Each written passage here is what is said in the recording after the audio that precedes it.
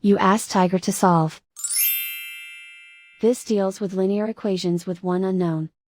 The final result is n equals -1. Let's solve it step by step. Simplify the expression. Expand the parentheses. Simplify the arithmetic. Multiply the coefficients.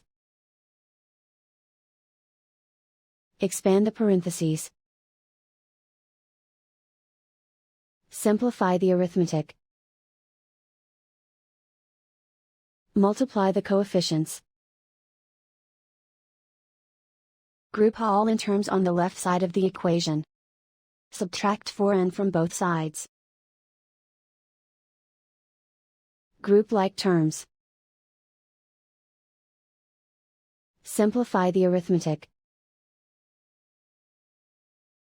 Group like terms. Simplify the arithmetic. Group all constants on the right side of the equation. Subtract 25 from both sides. Simplify the arithmetic.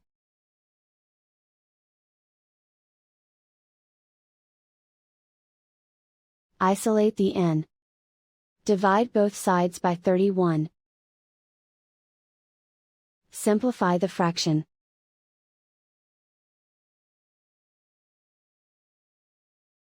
And so the final result is n equals -1.